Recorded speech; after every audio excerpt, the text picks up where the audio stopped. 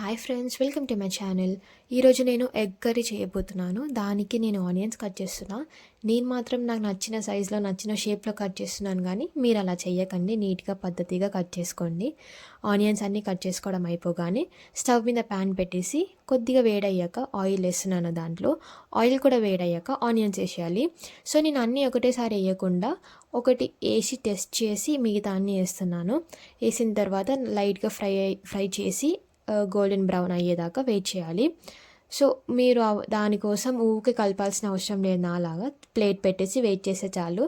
మనం first time వంట చేస్తుంటే ఆ మాత్రం ఎక్సైట్మెంట్ ఉంటుంది కాబట్టి పక్కన నిలించి నేను ఊరికే కలుపుతూ ఉన్నాను అనమాట.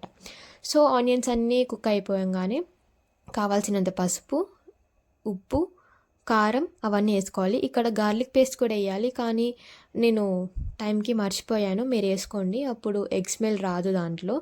ఇవన్నీ వేసుకొని కలిపేసుకున్నాను. సో వెతికితే నాకు ఒక మసాలా అయితే దొరికింది మా ఇంట్లో, అది కూడా వేస్తున్నాను స్మెల్ బాగుందని చెప్పేసి. బట్ నాకు దాని పేరేంటో తెలియదు. స్మెల్ బాగుందని వేసేస్తున్నా. స్మెల్ బాగుందంటే టేస్ట్ కూడా బాగానే ఉంటుంది కదా. అట్లా అని చెప్పి సర్ఫ్ ఎక్సెల్, కంఫర్ట్లు అవన్నీ వేయకండి. ఉట్టి తినేటివి వేయండి, దాంట్లో టేస్ట్ బాగుంటుంది. ఇవన్నీ వేసేసుకున్నాక కలిపేసి కొంచెం సేపు స్టవ్ మీద అలానే వదిలేయాలి. అదంతా కుక్ అయ్యేసరికి నేను అడిషనల్గా కరేపాకు వేసాను, ఎందుకంటే స్టైల్గా బాగుంటుంది చూడడానికి అని చెప్పేసి. మీరు కూడా అట్లాంటివి ఏమైనా ట్రై చేయవచ్చు, చూడడానికి బాగుంటుంది అనిపిస్తే. అవన్నీ వేసేసి కలిపేసి ఒక 5 minutes అట్లనే స్టవ్ మీద పెట్టేశాను. అంత కుక్ అయ్యాక నేను ఎగ్స్ వేసాను. సో మా ఇంట్లో ముగ్గురు ఉంటారు. సో మధ్యాహ్నంకి నైట్కి కూడా వస్తుంది కదా అని చెప్పేసి నేను 4 eggs వేసిన. బట్ లక్కీలీ మా మమ్మీ తినలేదు ఆ రోజు, ఎందుకంటే మండే ఆ రోజు ఎగ్ తినదని చెప్పేసి తినలేదు. నేను మా డాడీయే తిన్నాము.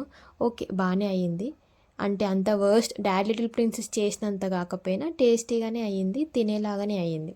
సో ఎగ్స్ వేసేసాక ఒక 5-10 minutes అలానే ఎగ్స్ కుక్ అయ్యేదాకా వెయిట్ చేయాలి. మనకు అర్థమవుతుంటుంది చూస్తేనే.